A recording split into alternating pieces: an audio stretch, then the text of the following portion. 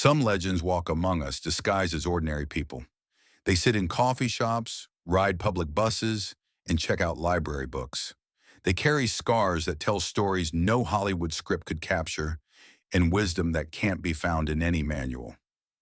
This is the story of one such legend, a man who became a ghost twice, once in the shadows of classified operations and again in plain sight. The Navy Library was never loud. It wasn't built for that. Inside, the air carried a reverent stillness, broken only by the soft flipping of pages and the muted hum of fluorescent lights. In a world where discipline often came with shouting, this place was sacred, a cathedral of memory and ink. And every morning, like clockwork, he arrived.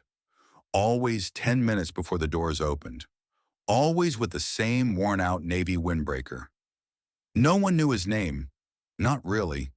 Staff called him Mr. H, short for habit, they joked, because his presence had become just that, a habit, quiet, predictable, background. He'd make his way to the same table in the back, near the wall lined with declassified mission logs and framed citations from operations long past. Never said much, just nodded, whispered a soft morning, and settled in with a book.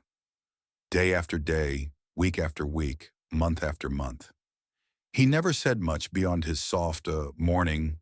Sometimes he'd read military history, thick volumes about Korea, Vietnam, the Cold War operations. Other times poetry, Frost, Yeats. Sometimes Hemingway, his weathered fingers turning pages with careful precision. Always alone, always quiet, always there.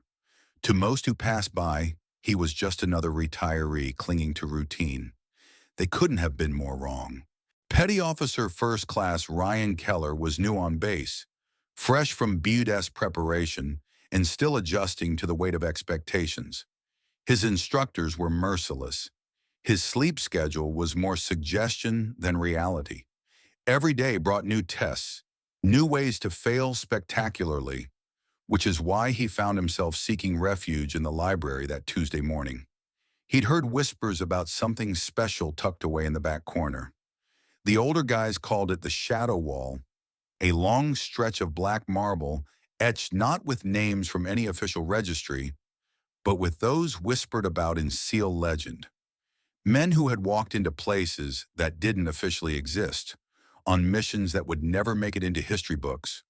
The wall wasn't part of any memorial program, but someone kept it maintained, polished, dust-free, respected.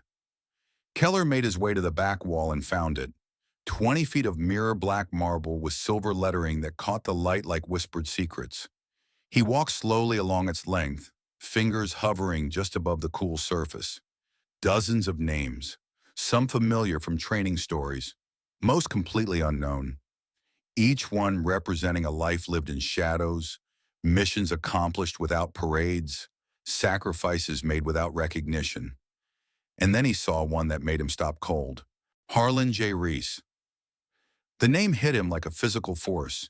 He'd heard it before, not in any official capacity, but in the kind of hushed conversation that happened late at night in barracks when the older SEALs thought the new guys weren't listening. Reese, the ghost who walked through Laos like he owned it.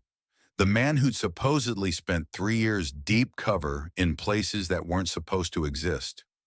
The legend who'd come back from missions that other men didn't come back from, then disappeared into retirement so completely that some wondered if he'd ever existed at all. Keller turned around, his heart hammering against his ribs. There he was, sitting not 10 feet away, the old man in the windbreaker, Mr. H, the quiet retiree who read poetry and minded his own business. For a long moment, Keller just stood there watching. The man turned a page with the same careful precision Keller had noticed before, adjusted wire-rimmed glasses that looked military issue from another era, and sipped from a battered thermos that looked like it had crossed more than a few oceans. His hands were steady, too steady for someone his age, the kind of steady that came from years of holding weapons in situations where shaking meant dying. Everything about him suddenly made sense. The way he carried himself, the way his eyes swept the room when he entered, cataloging exits and potential threats in a habit so ingrained it had become unconscious. The way he always chose the table with the best sight lines, back to the wall, clear view of all approaches. This wasn't just any retiree. This was a predator in retirement, a weapon that had chosen to read poetry instead of hunt. Keller approached slowly, the way you might approach a sleeping tiger, with profound respect and the understanding that whatever happened next was entirely up to the creature in front of him. "Excuse me, sir," he started, his voice barely above a whisper. The old man looked up, blinking calmly with eyes that seemed to take in everything about Keller in a single glance. The nervous energy, the fresh insignia, the way he held himself like someone still learning how to carry the weight of expectations. "Yes, son." The voice was gravelly but kind, patient in the way that suggested he'd had this conversation before, or at least had been expecting it. I I saw your name on the wall. Harlan J. Reese. That's you, isn't it?" A pause that stretched long enough for Keller to wonder if he'd made a terrible mistake. Then a small smile, barely visible but somehow transforming the man's entire face. "It was—" Keller blinked, processing the careful grammar. "You mean you were—" Reese closed his book gently, marking his place with a slip of paper that looked like it had been torn from a much older volume. "I was a SEAL, son, a long time ago. When the gear was heavier, the maps had more blank spots than names, and nobody filmed anything for the History Channel. Word spread through the SEAL community the way important information always did. Not through official channels, but through the underground network of respect and recognition that connected warriors across generations. The quiet old man in the corner wasn't just another veteran. He was a ghost, one of the invisible few who had stepped into fire and shadow and come back without applause. One of the names that instructors mentioned in hushed tones when they wanted to remind new candidates what true greatness looked like. Reese never spoke of what he'd done in detail, but if you sat with him long enough, asked the right questions, he'd share lessons not found in any field manual. "Sometimes the hardest part of a mission isn't getting in," he said one morning to a small group of SEAL candidates who'd started showing up early. "It's coming back with your soul intact. You can train your body to do impossible things, but nobody teaches you how to carry the weight of what you've seen, what you've done, who you couldn't save. Never mistake silence for weakness," he told them another day, his eyes distant with memory. "The quiet ones are often carrying the most. The loudest man in the room is usually compensating for something. The dangerous ones, they don't need to announce themselves. Your trident doesn't make you special," he said, touching the faded outline where his own had once been pinned. "How you wear it in the dark does. When nobody's watching, when there's no glory in it, when the only reward is knowing you did what needed doing." For the next several weeks, more SEAL candidates began showing up early at the library, not to study but to listen, to sit in the presence of living history and learn lessons that couldn't be taught in any classroom. Never all at once, just a few at a time, drawn by word of mouth and the kind of respect that recognized something sacred. The librarians noticed how conversations stopped when Reese entered, how hardened warriors deferred to a man in a worn windbreaker who never raised his voice. Until one morning in late October, when he didn't come. The staff waited, 10 minutes past his usual arrival time, then 30, then an hour.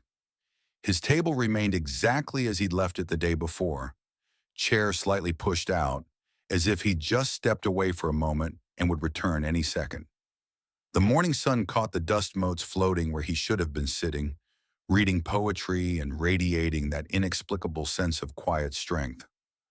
By noon, someone noticed a small envelope left on the table, partially hidden beneath the morning newspaper. No name on the outside, no official seals or military markings, just a simple piece of paper folded carefully and sealed with what looked like old-fashioned sealing wax pressed with the Trident emblem. Inside was a note written in the careful handwriting of someone who'd learned penmanship in an era when such things mattered. Don't build statues for men like me. Build men who don't need them. The greatest honor isn't being remembered. It's knowing that what you taught outlived what you did. Keep the table. Someone else will need it someday. H.J.R. They never saw him again. No forwarding address, no contact information, no official military record that anyone could access confirmed what they all knew to be true. It was as if Harlan J. Reese had simply stepped back into the shadows from which he'd emerged, leaving behind only the echo of his presence and the lessons he'd shared. But from that day forward, new SEAL candidates were told about the empty table in the back corner of the library. Not officially, not in any training manual or orientation briefing, but in the quiet moments between formal instruction when the real teaching happened. If you want to know what it means to serve, they were told, don't look at medals on a chest or your name in a newspaper. Look at the empty chair in the back of the library. That's where real greatness sat, quietly, without fanfare, teaching by example instead of words. And they did look. They'd make the pilgrimage to the back corner, past the shadow wall with its roll call of quiet heroes, to stand before an empty table and understand that some forms of service transcend recognition, that the truest warriors are often the ones you'd never suspect, that legends walk among us every day, disguised as ordinary people doing extraordinary things without expecting applause. Have you ever encountered someone like Harlan J. Reese in your own life? A teacher who changed everything without seeking credit? A mentor who shared wisdom earned through sacrifice? A quiet hero who served others without needing recognition? These people exist in every community, every profession, every walk of life. Their stories matter. Their lessons deserve to be preserved. Their quiet example reminds us that true greatness isn't measured in fame or fortune, but in the lives we touch and the legacy we leave behind. Subscribe to join our community of quiet warriors. Share this story with someone who needs to remember that the greatest heroes often leave the smallest footprints. Because here at Echo Bravo, we don't tell stories to impress. We tell them to inspire those who understand that legends aren't born in the spotlight. They're forged in shadows and revealed when darkness needs light most. The chair is empty. The mission continues. Will you carry it forward?